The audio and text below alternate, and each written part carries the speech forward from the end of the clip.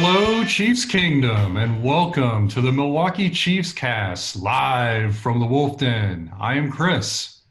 And I'm Josh, and this week we are recapping Week 13, where the Chiefs beat the Broncos at Arrowhead by a score of 22-16. Our next game is the Week 14 matchup, which is this Sunday the 13th at noon Central, as we head back to Miami to take on the Dolphins. And a big reminder that all Southeast Wisconsin residents are invited to join us for game day. Visit MKEChiefsfans.com. Today we'll be talking Chiefs.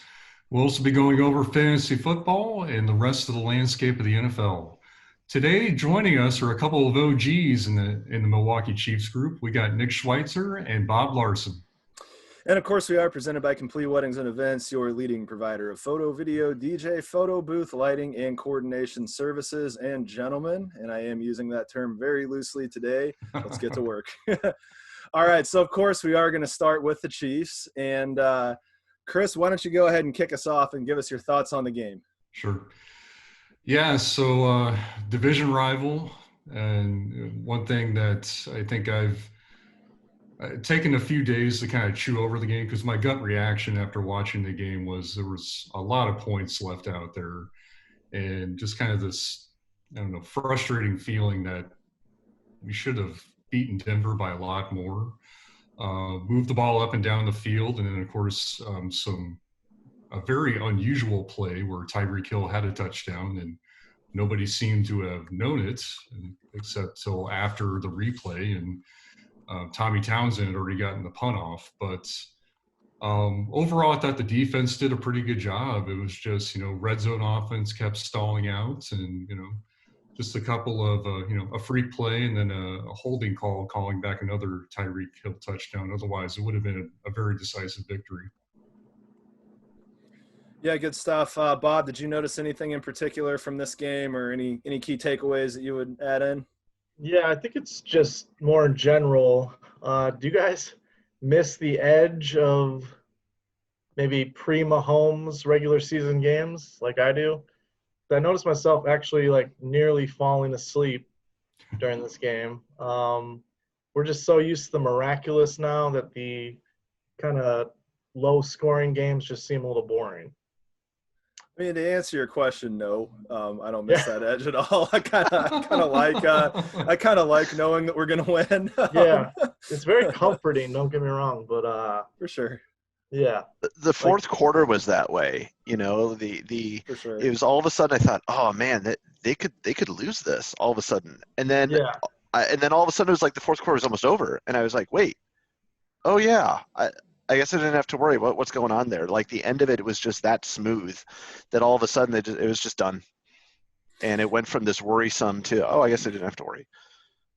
Yeah, one thing I've noticed when we play the Broncos, I feel like we go every other game with these guys where we'll beat their faces in one time and then it'll be closer than it really should be. And I don't know that there's any particular thing that really indicates what kind of game it's going to be. It's just one of those, you kind of get in there and it just happens. So I'm not necessarily put off by the score. A win's a win, and Pittsburgh will be the first ones to tell you that. I mean, just getting out of there with a victory, especially against a division rival. I mean, you can't go into the season expecting to go 5-1 or 6-0 against your division. We just kind of do that anyway. But yeah, I mean, a big victory. A couple things that I noticed. Does Vic Fangio know what kind of formations and shifts you can use? Because he had 2 penalties, one for illegal formation and one for an illegal shift. I can't even tell you I know what those rules actually are. I mean, Nick, you're the rules guy. Do you have any insight, or is this just a mystery that football scholars maintain? Yeah, it's sometimes it's the amount of pause time is so, it's like there's such a fine line there where it's kind of like a hold where you're like, really, was that a hold? And at least on one of those, I looked at it, I was like, yeah, was that an illegal? I guess kind of, but it didn't feel like it because there was just so little time between when the snap was versus when he set or didn't set that I was just like, okay. Yeah, I mean, I've always taken that kind of as a, bad offensive teams get penalties like that, and that's how it goes. And I think this was pretty on brand for Denver. It's not like they lined up in the neutral zone. Exactly. So The other thing, and I know we talked about Tyreek Hill a little bit, and it was so crazy. I loved all the commentary after the game from Reed and Mahomes that they've never, run into a receiver that didn't know if he caught the ball. I understand where Tyreek was coming from. I mean, the ball kind of bounces up and lands back in his arms, and he probably thought it bounced on the ground. But, that and the holding penalty and everything aside, the big thing that I'm really hoping is that we're not finding out about a Tyreek issue. I know that after that game, the whole infamous, backflip thing and not even going into the end zone before you get around to doing it, that's probably the longest, most active text thread that I think we've had within our fan group after a game, just doing the whole, what the hell was that? You need to not pull things like that. It even made it into Reed's weekly presser. He made a comment about having a conversation with Tyreek that he needs to get into the end zone before he pulls anything. I would imagine there was probably some pretty silent discipline that went into that as well. From my perspective, I would disagree with that. So that goes into that whole, I'm just looking for exciting stuff on a week-to-week basis now, whether it's Mahomes just being Mahomes or stuff like that. Marcus, you don't have to be exciting exciting is scoring the touchdown. Exciting isn't doing the backflip. I disagree. And if it gets you a 15-yard penalty, which they were just about ready to do, had that he threw the flag and they actually said there's no penalty because there's no touchdown. Mm-hmm. It's kind of like I think about Kelsey a couple of years ago. Remember when he threw the towel as the fake flag? And, that whole season, he had a bunch of those where he was really just acting like a douche. And he was costing the team by doing it, right? It wasn't just his bravado. There were penalty yards and stuff like that. Mm-hmm. So I kind of see Hill doing the same thing where, now when we think of Kelsey, it's like, dude, guy's a rock star. What was it now? 5 consecutive years of 1,000+ yards. He's correct.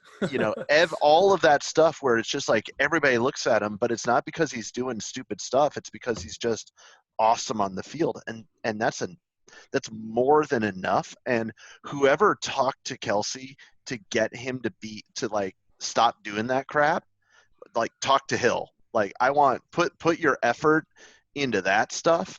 Don't put it into thinking up, my backflip and getting penalized on it.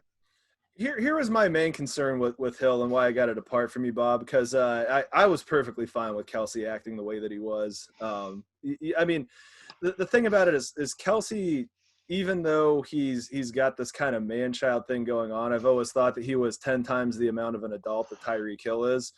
And it just, there's been too many things that are giving me some sort of, can we see him dyeing his hair yellow and taking a hot air balloon to camp? And Antonio Brown type of nonsense is honestly what that kind of looks like to me. That it's a little out of the realm of throwing a flag, in the form of a towel. And that's the only thing that I'm concerned about. And just the best Tyreek Hill version that we've seen throughout the time that he's in Kansas City is when he's just in a situation where he's got to put his head down and just be a professional and play football and not really worry about other stuff. And it seems like when he starts to get looser is when some of this stuff comes up. So that's my concern with Hill. I'm not concerned at all about us being. I think some of his biggest games have been when, Arizona, when he jumped in the stands and took over the camera. Sure. He needs to be able to have a certain bit of fun to play his best, I think. Yeah, but don't you have to wait until it's your third or fourth touchdown before you can do that? Not your first. Well, I think second, but yeah. It could have been a second. I agree. Could have been a second, but still. I think we all agree it's a line, and we probably just need to watch it. I mean, I truly have no problem whatsoever with, becoming the villains to the league, because to become the villains to the league, you have to be a team good enough to hate. And I'm very much looking forward to that, and I feel like we're well on our way. Mahomes is still a pretty likable guy. I mean, the Broncos fans, I know, just say, God, if Mahomes just wasn't so likable, we could hate your team way more and everything. And it's just, he's a lot cooler of a guy than Elway ever was. But no kidding.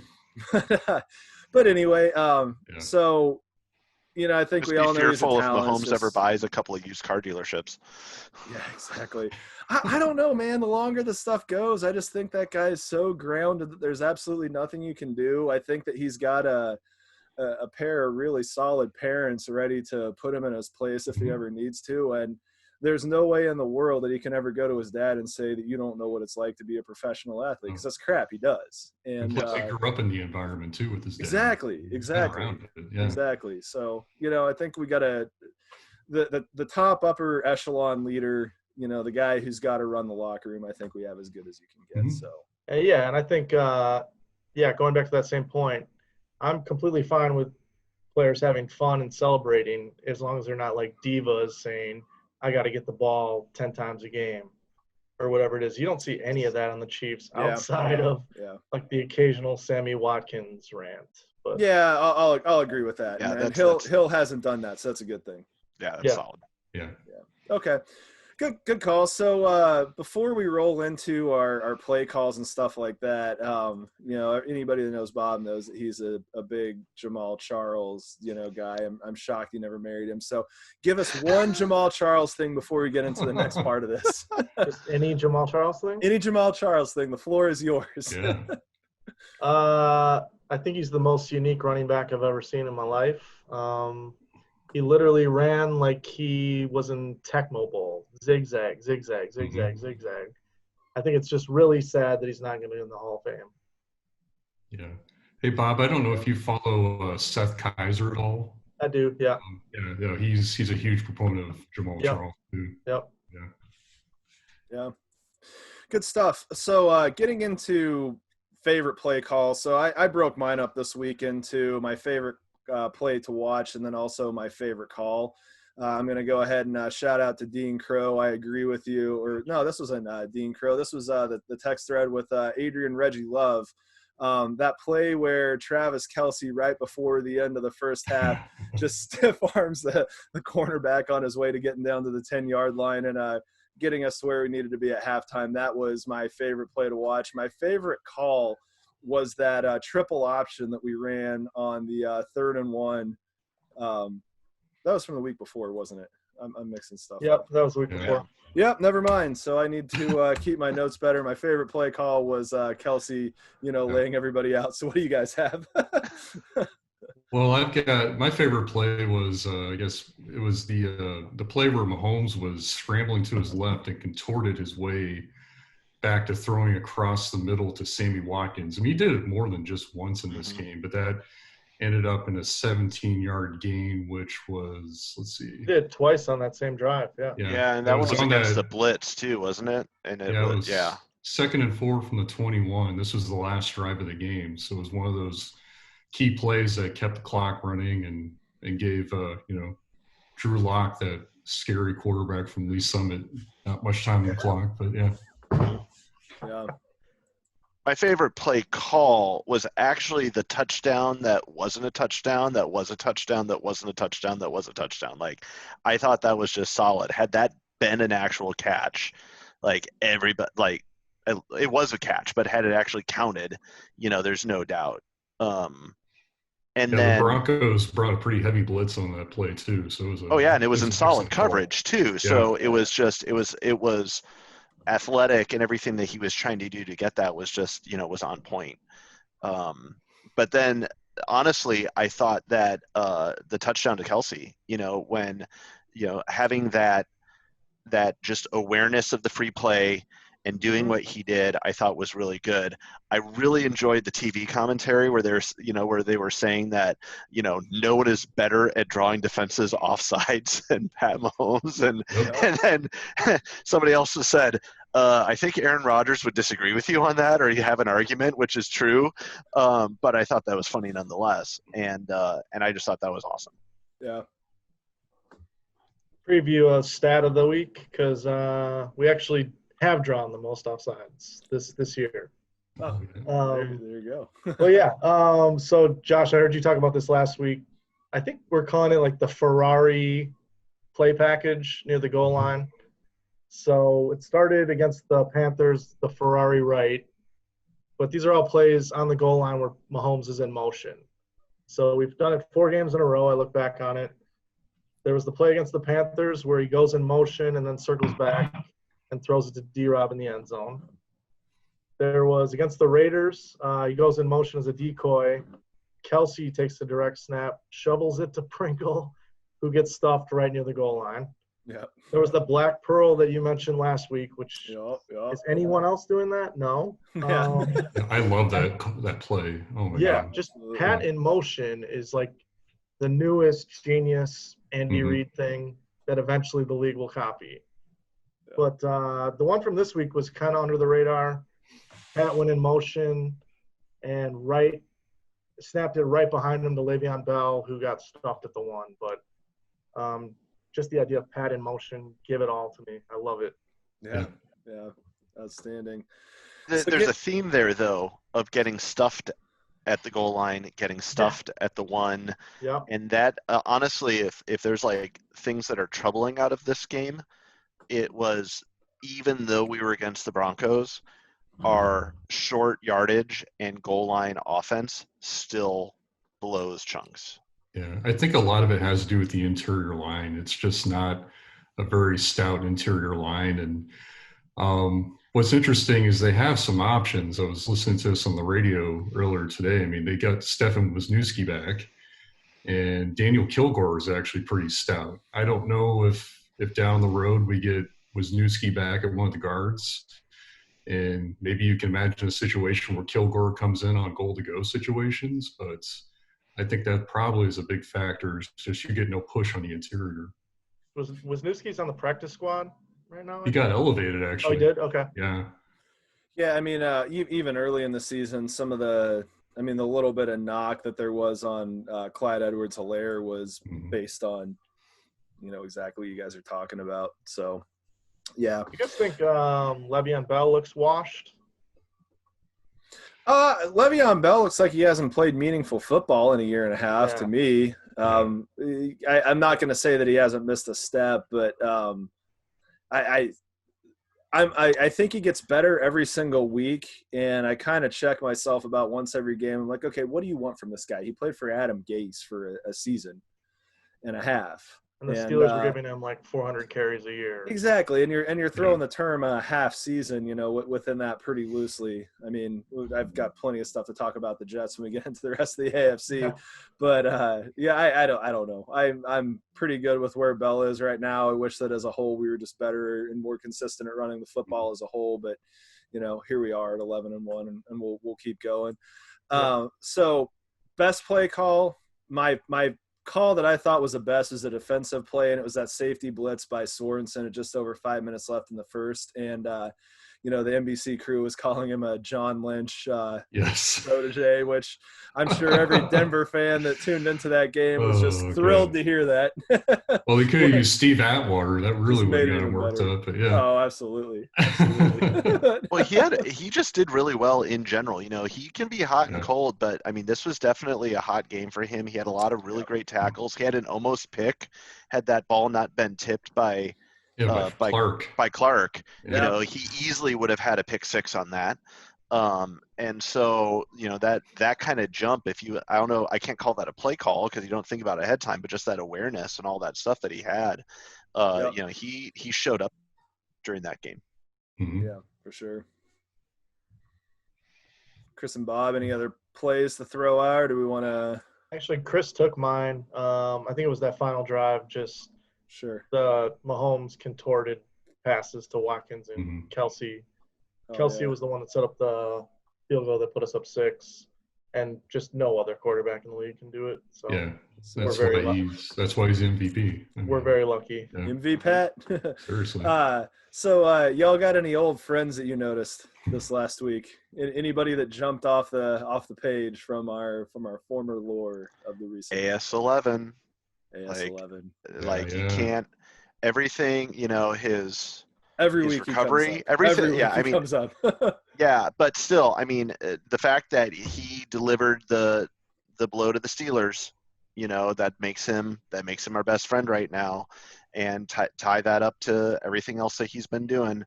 He's another player. He's actually getting better and better as the weeks progress with Yeah. the football team. Yeah. And so, awesome. Can't say more. Yeah, he's Oh, such yeah, a man. steady force. I mean, his ability just to win games is so underrated. Absolutely. Yeah. Huge fan. So I know this is a very pro Alex podcast, Yeah, but it I just is. want to say that the other side of that is watching that game. When it's 3rd and 8, it feels like it's 3rd and 45. Yeah. I do Yeah, fair not enough. miss watching Alex Smith. Look, I'm glad he plays for another team. Yes. You know, Go Alex. Yeah, go Alex for somebody else. For somebody else. Look, we all sat in the same room together, and we, Yeah.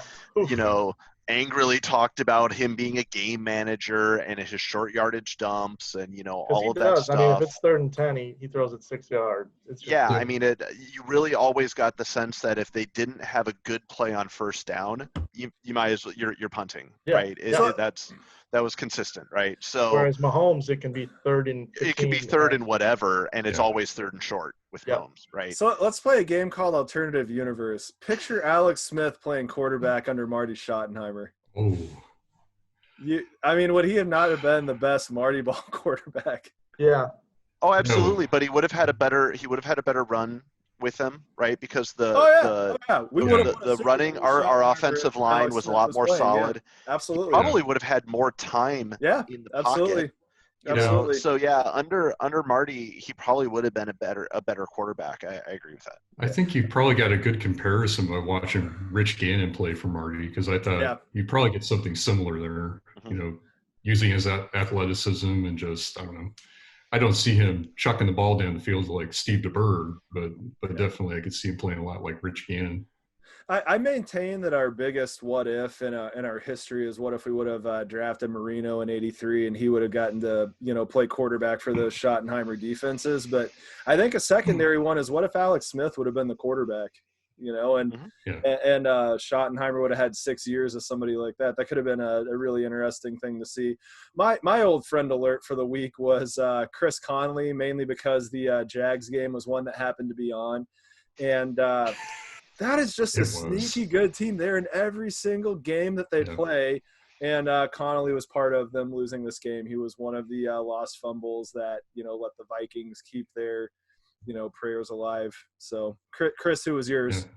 Well, just to say really quick, there's a kind of a running joke saying at least the Jags can actually say, "Hey, at least we're not the Jets." Yeah, so, I think they'd rather be the Jets. Get Trevor Lawrence. Oh yeah, no kidding. Goddamn lethal instead of Minshew magic, but yeah. Yeah, so I found Justin Houston was making some noise on Sunday. So he had a 3-sack day, gave Deshaun Watson quite a bit of trouble. But here was an interesting tidbit. So he forced a safety in that game, and he actually tied an NFL record. So he is up there for the tie for forcing the most safeties in his career in the NFL history. So that was something that was pretty cool.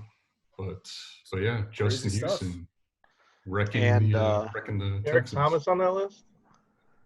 I didn't see it. It was just a tweet, so it didn't have on the list of the other guys. Just be curious, yeah. And that was a stat we didn't have.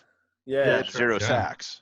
I can assure you that if we were talking about Tecmo Super Bowl, Derek Thomas would be tops for safeties because I caused plenty of them.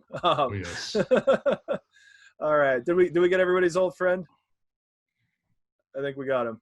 Bob, did you have an old friend we need to talk about? It was AS, but not in the same loving way that you guys watched it. I was having like acid flashbacks or something. I don't know what it was. Fair enough. Okay. So this last week, if it was a song, Nick, what kind of music are you throwing down? I know you live with a very musically inclined, individual. So. That's one thing that I didn't prep for. If last week was a song, it would be some sort of like Mahler orchestral piece that had this sort of slow rumble that then kind of just died out at the end. And Allie, a French horn would be playing the melody throughout the entire time, and it would put this entire thing to bed. Yep. But it was just, that entire game never felt like I always felt on edge. There was just always something kind of like quietly rumbled off at the end, and it's just like, oh, okay, that was it. It was like watching a good drama. Bob, what you got for a song for the week? This one goes out to the Broncos. It's the Vince Guaraldi Trio, or more known as Charlie Brown Christmas. Christmas time is here because it's the saddest song I've ever heard in my life. So the Broncos kind of remind me of what the Milwaukee Bucks were pre Giannis and everything like that. You're the barely miss the playoffs, so you get 0 lottery balls, or you barely make the playoffs, so you get slaughtered by the 1 seed, and you just sit in mediocrity, which is the worst place to be. I think it's funny. Chris, what's your song? Well, so the music doesn't necessarily describe the game, but just more the title. So I got Know Your Enemy by Rage Against the Machine. There you go. It's just more of the fact that, I actually looked this up and I ran this. So division opponents seem to know us pretty well and play us well. So in the division, the average score is 31-25, believe it or not, even though we've got at least one blowout against the Broncos in there. But against non-AFC West teams, it's 34-19. So quite a big difference there. But yeah, there's just something about Vic Fangio, John Gruden, Gus Bradley, because I'm not going to give credit to Anthony Lynn. I'm sorry, Anthony Lynn, but they seem to have a pretty good book on the Chiefs, and that was what stuck out to me. Yeah, so for my week, I got to go with I'm on Top of the World by Imagine Dragons. The Chiefs got a tough win. My favorite English soccer team, which I'll talk a little bit more about later, had a really big beatdown victory over the biggest rival. So picture the Raiders, but if they lived in like Omaha, that's what kind of game this was. It's the neighbor. It's a big rival. And then also, just to throw out, I have 4 fantasy football teams, and every single one of them made the playoffs, and I can't even act like 2 of them had any business being there. So grinding out wins really similar to the way the Chiefs did. Yes, I compared myself to that. And let's get into some stats. Nick, I know you got some good stats. I'm going to let you go first because I've been looking forward to hearing your stats all week. My stats? Your stats. My biggest stat would be, one, Honey Badger with 2 interceptions. Like the defense is what showed up this game, and so all of my the big stat is the picks. The negative stat though is 0 stacks. So it's kind of like the opposite end of that. The fact that we still like our pressure that we're putting up for the run, it feels like we're starting to go back to bend don't break, which always had the chance, which was always bend and hope for not a blowout, which would always happen, big plays like that. And there were some pretty big runs that blew out, and that's the sort of stuff that makes it really scary, because if we didn't have Pat, then how would we come back from that stuff? And so I don't want to repeat last year where we were always coming from behind to win, and we were behind for a decent chunk of the first part of this game. Yep.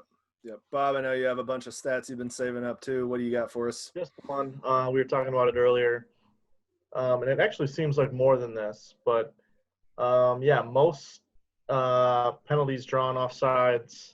Chiefs are leading the league with 9 through 12 games. 9 times. Wow. Doesn't it seem like more than that though? But for 45 yards off of those 9 penalties. And considering Pat just launches it every time they're drawn off. So if we score a touchdown on an offsides, does that count as an offsides? I think so. Yeah. Yeah. Oh, if it's not accepted? Yeah. No, that's I wonder. You're right. That's probably one this Sunday. Yeah. There's got to be a ton of people that have a lot of time on their hands that can compile this. Yeah. Because otherwise, when you're saying 9 penalties for 45 yards, I'm thinking, that's 9 times 5. That makes that's not from. That's not. Yeah. Yeah. So we'll get the team on it. We'll check the numbers on that. Right. But you're not even getting into the collateral damage of the touchdowns. It goes to a bigger point that like watching these other games where defensive linemen and linebackers are just absolutely keying off on the snap, whereas they're reacting to Pat.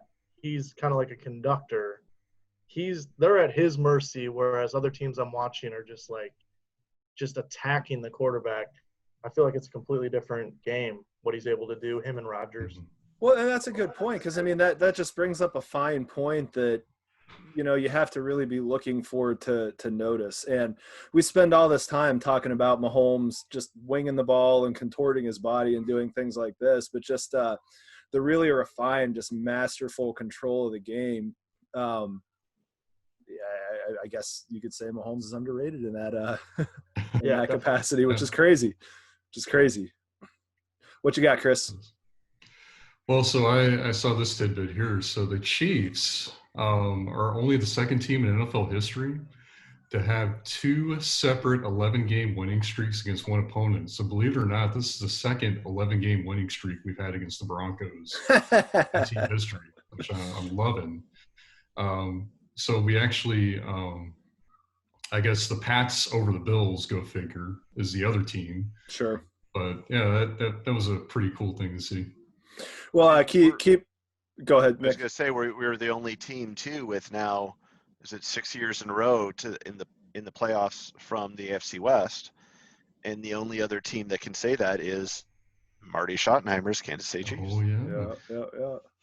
Yeah, quick PSA if you're just joining us right now. This is the Milwaukee Chiefs cast, and if you are a Broncos, Raiders, or generally Philadelphia Eagles fan, this is not for you. Oh yeah. So I'm there yet. Yeah. so I'm going to get into my stats.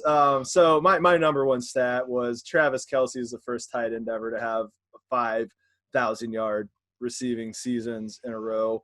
Every year there's this quote-unquote debate about who's the best tight end, and it's been Zach Ertz that everybody's been bringing up as of late. George Kittle's the flavor of the recent offseason. Darren Waller's coming, and I might actually take this one more seriously than both of the two that I mentioned. But 87's the best, and I don't think there's any real particular question about it. I'm thinking about him against current tight ends, and now I just think about him in history because I'm already making the comparisons to Gonzalez and Winslow, and I mean that's where I'm at with him now.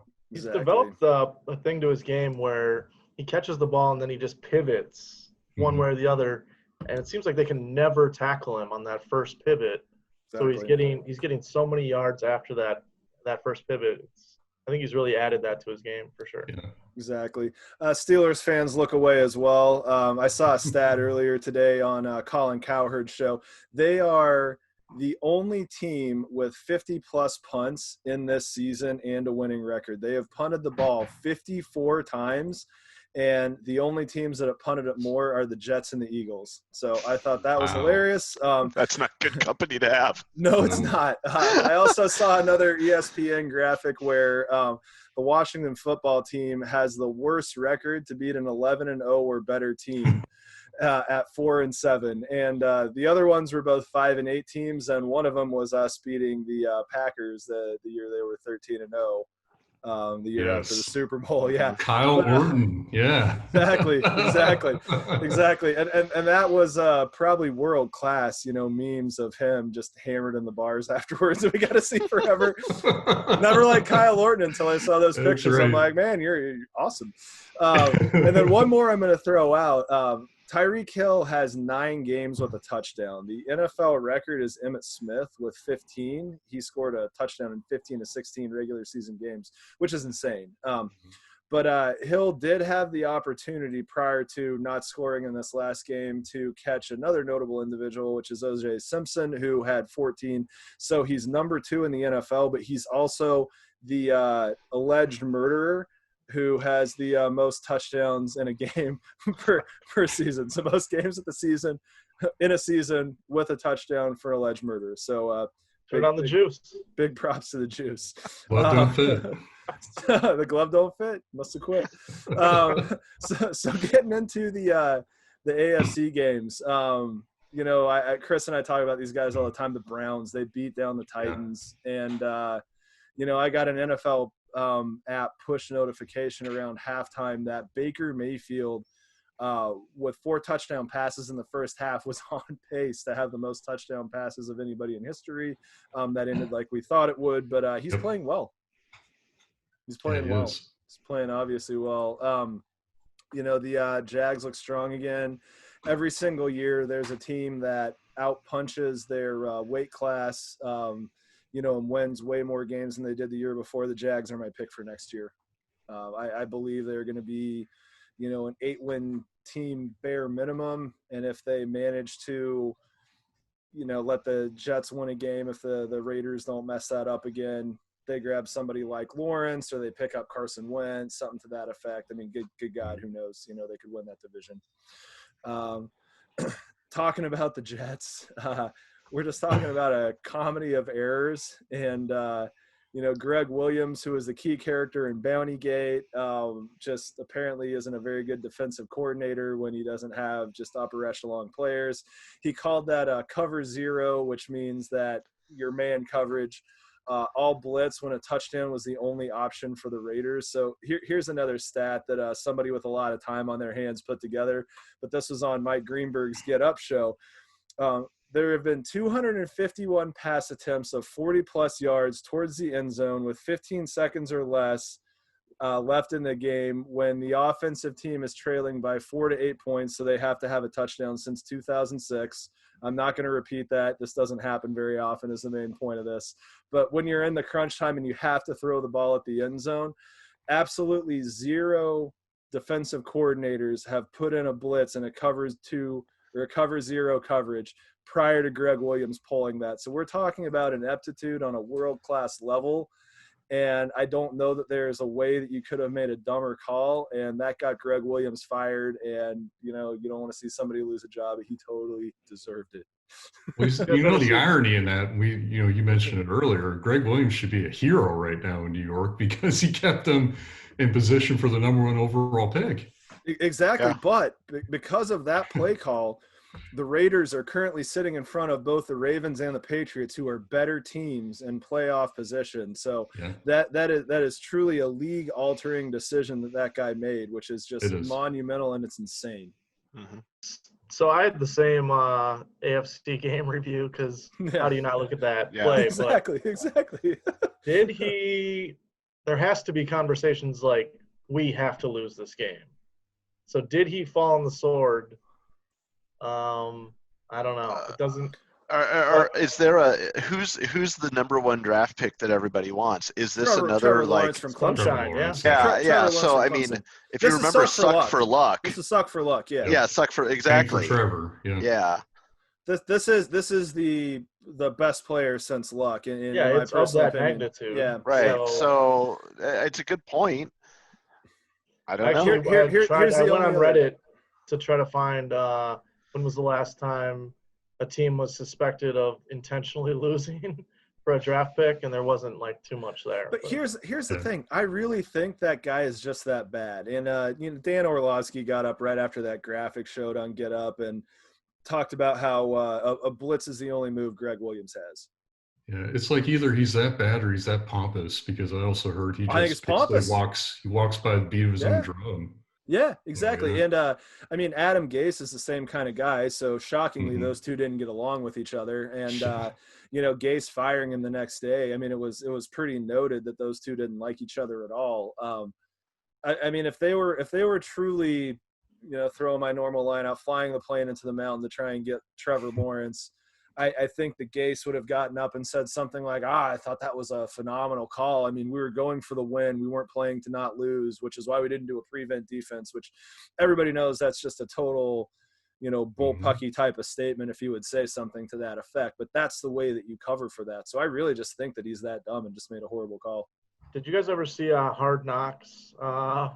I think it was like 2018. So I've got people wanting to meet a head coach. It's like, no, you don't. It was Greg Williams, Hugh Jackson, and Todd Haley. I mean, exactly. So other AFC news that I noted, the Chargers are officially eliminated from playoff contention, which is hilarious. In a great way. That was just such a rough. It was a painful beatdown that I'm not sure I'd even say the Chargers deserve, and maybe it's just because it was delivered by the Patriots. Like, here- had any other team beat them that badly, I probably wouldn't be saying that. But It because it was the Pats, knocked my fantasy team out of the playoffs, so it was painful. I agree. But here's the thing: the Patriots and Bill Belichick continued their esteemed tradition of making rookies look like inept primates, which is what that was. I mean, Even Herbert. Justin Herbert had 4.96 fantasy points in the league that I pay the most attention to. So just he's my bust. Just a preview there, but he got XFL, but he's a bust. Yeah. There you go. Well, and then the last thing that I want to talk about from the AFC is Pittsburgh finally loses. And honestly, for years they've played down to their competition. I was just kind of waiting for it. So it was hilarious. Kip James, who's a guy who's part of our group, he's going to be on here at some point. You know, I've noticed by his social media feed just has this big swath of these Steelers irrational individuals and his crew, and I watched him get into this whole like just online pissing match, the type of stuff I try to avoid all the time. But I had to comment on this one. This guy is just going at him and going for the throat, and you know, I got on there and just said, hey, Kiff, dude, you need to mind your manners when you're talking about a team that beat the Giants, the Eagles, and the Cowboys by an average of 8 points. I mean, stop it, you know? And then they turn around and lose to the Washington football team, which is just phenomenal, just absolutely phenomenal. Well, they had everything working against them, too, because they had played Wednesday of last week, and they had, you know, the Monday night game this week. So they were ripe for the picking. Absolutely. And then they get Buffalo next, which is, you know, looking forward to that one as well. Buffalo's. And even Indianapolis is on their list too. And that's not impossible, but it's not going to be necessarily easy either. Exactly. Any other AFC stuff you guys have before we jump into NFC? No, not my end. Just that we need to show up against the Saints. I agree. Yeah. Like that's all we have to do, because all the Steelers have to do is lose one more. Because right now, if everybody wins out, the Steelers still get the number 1 seed. Yep. I think we're gonna have to like really look at all the different tiebreaker rules. But I think because of conference, because of the conference records, the Steelers would still get the number 1 seed. So we got to show up because that's our only choice. Yeah, that makes that Saints game, though, matter less, I think. See, I mean, the most impactful game is Buffalo just needs to take care of business this week, and that solves everything. Then we would have the tiebreaker on common opponents. Exactly. Yep. So if they lose to Buffalo this weekend, we get to lose to the Saints, you know, and that'll be fine. But so rolling into the NFC, I mean, I don't see anywhere else to go aside from the Washington football team, who kept it going under the guise of AS11. They're now 5-7. I've been pushing for weeks for them to win out and go 9-7 and win the division, which I sincerely hope happens. And if there's any question about who the NFL comeback player of the year is, I hope that this game specifically put that to bed. It's Smith over Roethlisberger. All he had to do was take a snap this year, and he exactly. It's a better story. Yeah. He's a better guy. Just everything about it. They were making a joke on my favorite radio show, saying that there was some graphic saying, "Oh, this is comeback player versus comeback player," and they were going through a whole thing about how Roethlisberger was getting his arm back. You know, it's like, does anybody realize how much flesh was taken off of the bone of Alex Smith's leg, and you're trying to compare these two? Alex Smith was working with veterans that lost limbs. You know, that's where he finished his rehab. He almost died. He almost died. Yeah. You know, the surgeon going to his mom and his wife and saying, we're going to go try and save his life and then his leg in that order. I mean, good God. Yeah. You know, best thing that we can all hope for is that our, you know, spouses or us never have to hear that about, you know, somebody, which is crazy. Yep. So I had Des Bryant for comeback player, but I guess it's not going to work. But. Sure. At the same time, though, if the Washington football team doesn't win out or the Giants don't win out, we're seriously going to have a division champion that's under 500 going into the playoffs.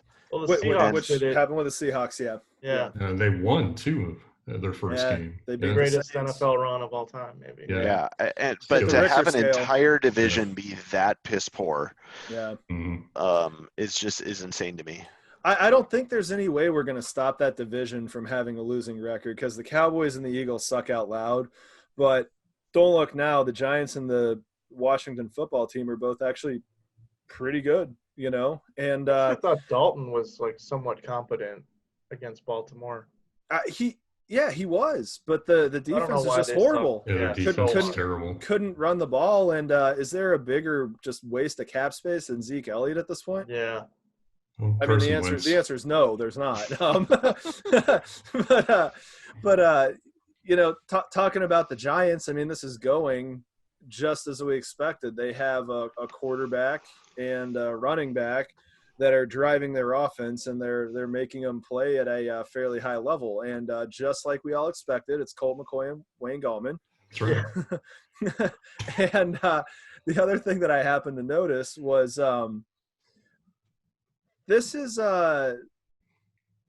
turning into an interesting thing. I completely rolled my eyes when the Giants became the next team to try and redo the Patriots way, and they hired Joe Judge, who was a special teams guy and just this, you know, Belichick blockhead. And, you know, couple that with the fact that Eric Bieniemy can't get a head coaching job. And then he starts pulling crap like not giving him names in training camp and making people run laps and stuff like that. And it's just very, very eye-rolling. But when you kind of look at it, the Patriots coaching tree is kind of looking pretty good right now with Flores in Miami, and Joe Judge has obviously got something going in New York, and then you have Vrabel in Tennessee. It's interesting, you know. And at the same time, There's a high likelihood this is going to be our last year with Bieniemy. It has to be. It has to be. It should be. But I mean, it has to be. Yeah. Yeah. Every year I'm wondering, is that a huge loss? I'm sure he's great, but we have no idea. We have no idea whether he calls the plays. As long as you got Andy Reid, I mean, yeah, exactly. Really, and Reid's not going anywhere. And we've talked in previous weeks. I mean, we might have Matt Nagy, you know, back as as offensive coordinator here soon. He had a rough Sunday himself. I mean, you see the lead they blew in the fourth quarter to Detroit. Sure did. Sure did. They put those games on TV up here. That's right. I watched it. But yeah, I mean, so let's get into our weekly Eagles dig. Wentz is officially benched. We've been looking at it. I feel like they officially know that they're out in the East, and they just got to get their full, you know, review in for Jalen Hurts to see if they have anything or if they're drafting a quarterback. Or it's a last ditch effort for Tom Peterson to save his job, because if Hurts doesn't perform well, that looks really bad on him. So exactly.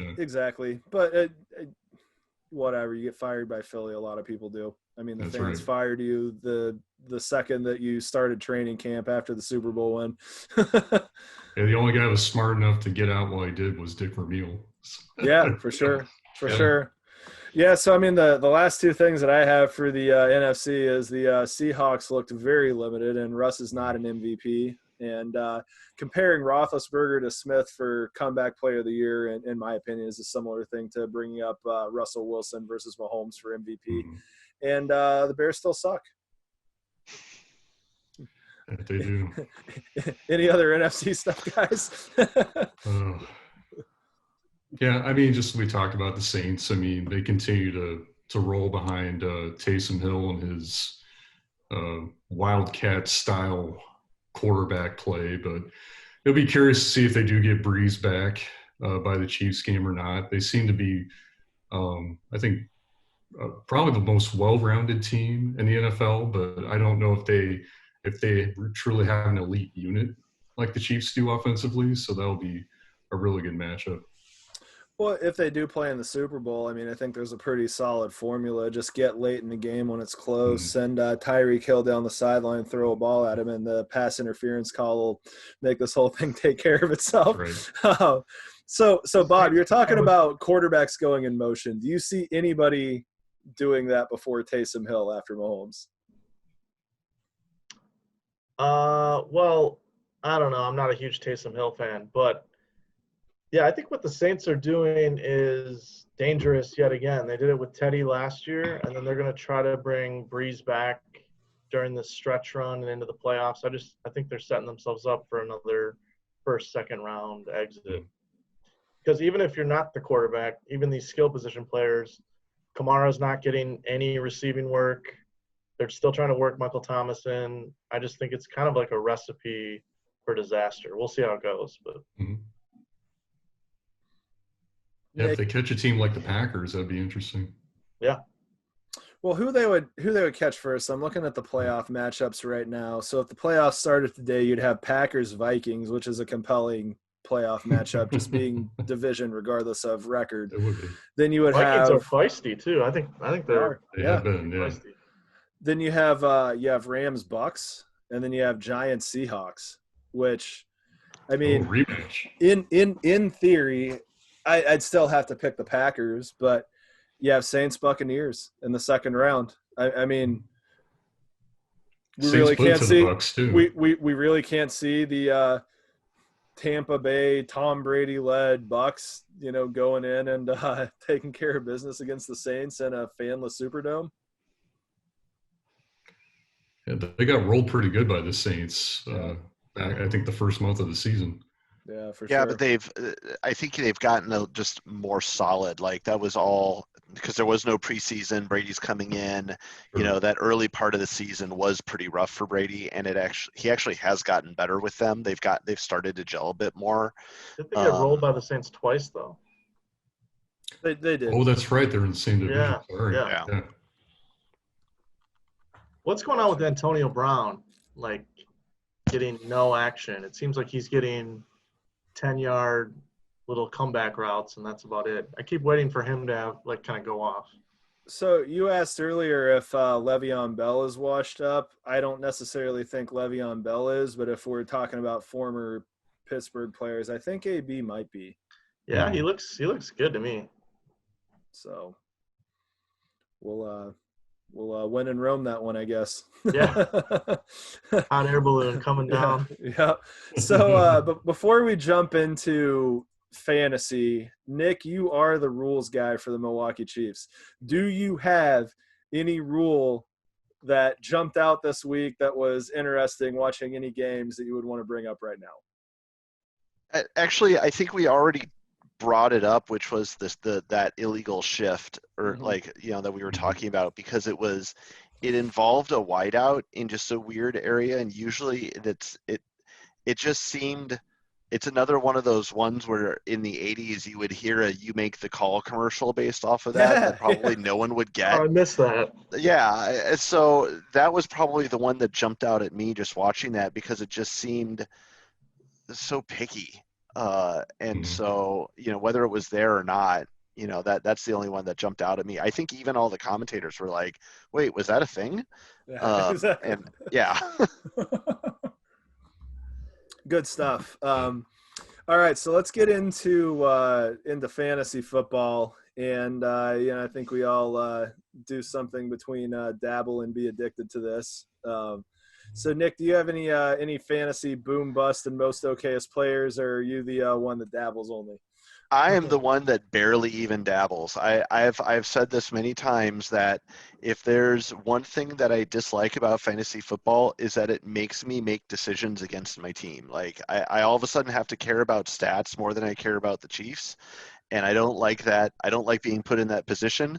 So I'm just like, nope, not going to do it. I enjoy my games. That's it. So you heard it here first. The boom, bust, and okayest players are me, Chris, and Bob. There you go. Chris, who are your boom, bust, and okayest players? All right. So boom is Baker Mayfield. Who saw that coming? Bust, I got Derrick Henry. He was, for his standards, very pedestrian, 60 yards rushing, no TDs and a fumble. Yeah. And I got a guy who destroyed my week because I had a very close game in one of my leagues, but I was desperate for a running back, and I picked up Tevin Coleman, and Tevin Coleman netted me negative 11 yards. So appreciate that, Tevin Coleman. Bob, boom, bust, and okayest players. So I got knocked out this week in my one league. It's a dynasty league. I don't know if you guys ever played that, but I love it. Mhm. Yep. So yeah, it forces you to look at just kind of like buy low, sell high on these players. And I just think like looking around the league, there's so much young talent. So guys I would buy low on right now, I would say I think Cam Akers looks really good. Yep. J.K. Dobbins. And literally this receiver class is just out of this world this Oh, yeah. past year. I think T. Higgins looks amazing, Justin Jefferson. So buy all the rookies, sell all the old guys. And if Jerry Jeudy had a quarterback to throw it to him in Denver, Yeah. I mean, imagine that. But yeah. But meanwhile, CD Lamb, who was supposed to be the cream of the crop, couldn't catch a ball that hit him in the face. As He's going to be good. I'll buy on CeeDee Lamb. Yeah, okay. Yeah. So my boom was Darren Waller, 200 yards, 2 touchdowns, and 45 points from a tight end. Good God. My bust, this one's totally personal, DJ Chark. That guy has been just on my list this entire season. The 2 weeks I haven't played him were the weeks that he goes off and scores 20 and he screws me every other week. So he is my perpetual bust. My most okayest player is Will Dissley, the Seattle tight end. He scored 4.8 points. He's normally projected for 3 to 5.5. He was rostered by 2% of leagues in Yahoo, and you would be okay with this contribution from your tight end. I didn't understand that category, but I like it. Most okayest player. Yeah. So now we're getting into who earned themselves an XFL designated assignment. I'm going to say that it was Greg Williams. When the XFL starts up again, I'm calling it right now. Greg Williams is going to be on a staff of an XFL team. And I'm trying to think of who would stick it Head most coach. to He's got to be a head Cleveland coach. and the Saints and all of these guys. So Memphis has a team. So Greg Williams is going to be the head coach of the Memphis football team when the XFL starts back up. There we go. I'll go with oh, sorry. Go ahead. No, go ahead, Bob. I was going to say Philip Walker because the quarterback for the Panthers, even though he was on a bye week, because he used to be in the XFL. He was in the XFL, yeah. And his name is Philip Walker. So get back there. Go back to the XFL. Well, I did put Justin Herbert down. But actually, the reason why it's harsh, man. Yeah, so this is why actually. So there have been the worst 3 shutouts at home since 1970. 1989, Cleveland shut out Pittsburgh 51-0. 1976, Pittsburgh shut out, unfortunately, Kansas City 45-0. And then yours truly, 45-0 on Sunday to the New England Patriots. Wow. Way to make history. Nick, who's your XFL guy? So I'm going to be the oddball, and I'm going to just piss everybody off, and I'm going to say Tyreek Hill for being a smartass and trying and doing all the crap that he would rather do in a stadium to get the crowds all juiced in one of those XFL little stadiums instead of playing football.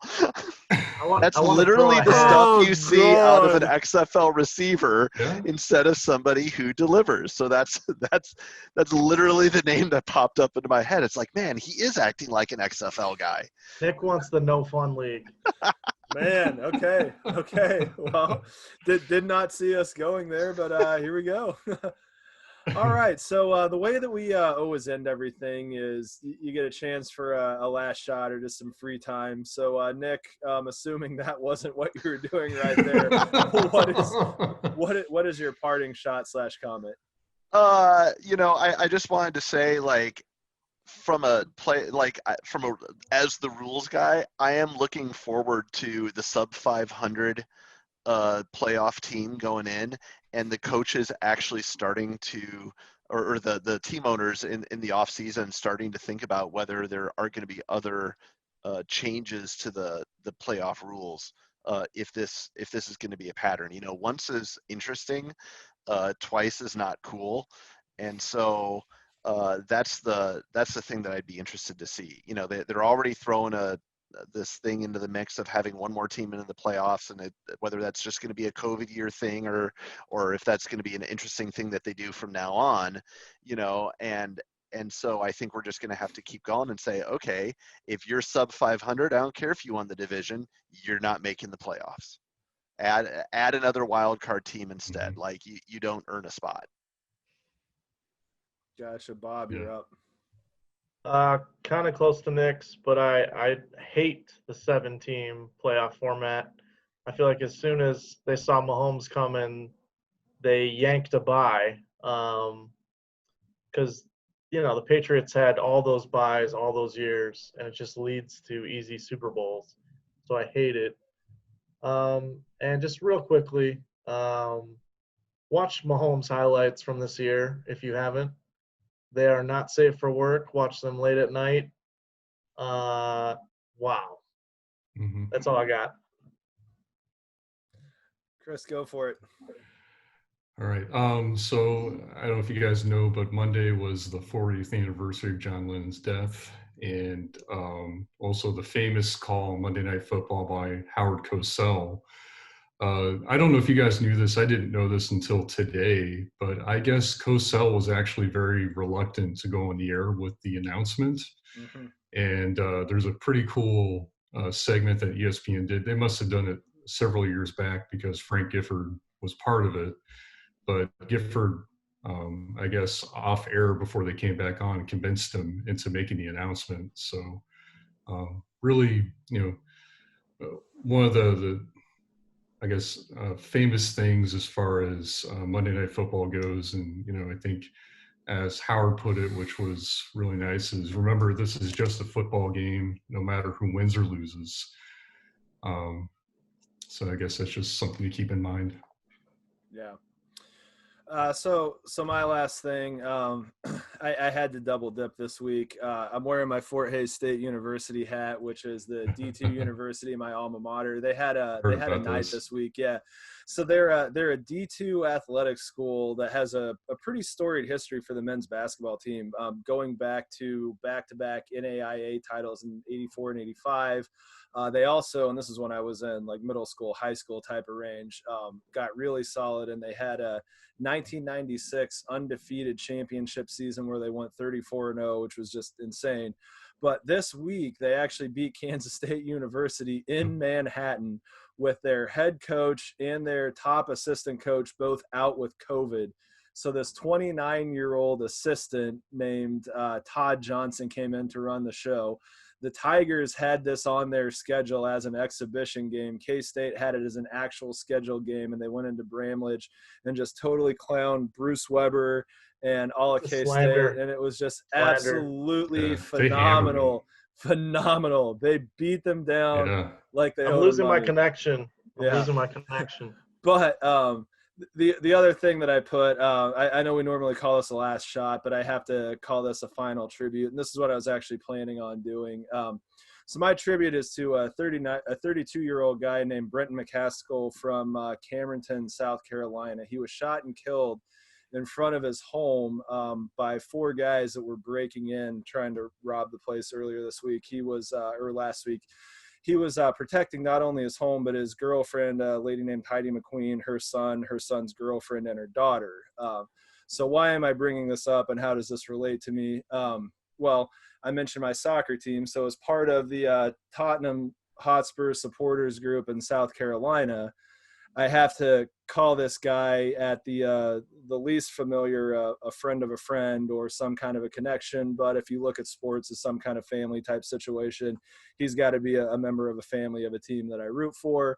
And so I definitely have a lot of connections online with people from the South Carolina Spurs, and never actually met the guy, but, I've heard a lot of stuff from, the guys that did know him very well. And it sounds like he was a pretty stand-up guy, and it was just a horrible situation. And I just think about if this would have been, somebody that I knew, I could see it being pretty impactful. So the biggest game of the season for, the team was the Derby. And like I said, they played a team called Arsenal, which is like if the Raiders lived in Omaha, so your next door neighbors.